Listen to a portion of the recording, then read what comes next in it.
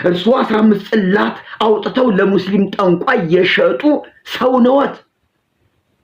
አቡነ ጳውሎስን ለማስገደል፣ ለማፍዘዝ፣ ለማደንዘዝ ከሀገረ ስብከት ከመንበረ ጵጵስናው ላይ በግ ከነነፍሱ የቀበሩ አባት ነዎት። መረጃው አለኝ፣ እለቀዋለሁ።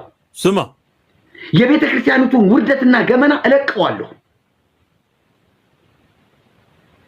ካስፈለገ ለብፁዕ አቡነ ገብርኤል እልከዋለሁ።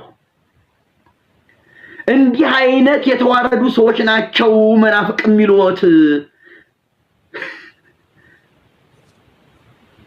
እኔ አትነካኩ፣ ወንጌል ሲሰበክ አትነካኩ፣ አርፋችሁ ቁጭ በሉ። እግዚአብሔር ያዋርዳችኋል።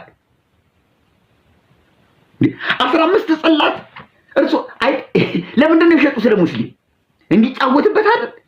የክርስቲያን አምላክ እያለ እንዲረግጠው፣ ቡና እንዲወቅጥበት፣ እንዲፈልጠው፣ ማገዶ እንዲያደርገው አይደለ? እና ሙስሊም ሊሰግድለት ነው። ለሙስሊም ጠንቋይ የሸጡት እርሱ የናቁትን ታቦት እኔ ብልቀው አይጠቅም የሚቃጠል ብዬ ብል ምንድነው ጥፋቴ? ወይኔ ፍርድ ቤት እንደው ቸኩሎ አስወጣኝ እንጂ ትንሽ ቀን ብቆይ ኑሮማ ታቦቱንን አዋርደዋል ስንባል አራ ይኸው እነ ብፁዕ አቡነ እንድሪያስ ለጠንቋይ 15 ጽላት ሽጠዋል አይደለም ሰጥተዋል። የእናታቸውን ስም የእሳቸውን ስም በወረቀት ጽፈው አዎ ስም ይሄ ነው፣ የእናቴ ስም ገሊት ነው፣ በዚህ አድገው ይድገሙልኝ ብለው 15 ጽላት ለሙስሊም ጠንቋይ ሽጠዋል። ቤተክርስቲያኒቱ ከዚህ የበለጠ መግደል፣ ከዚህ የበለጠ ማዋረድ ምን አለ?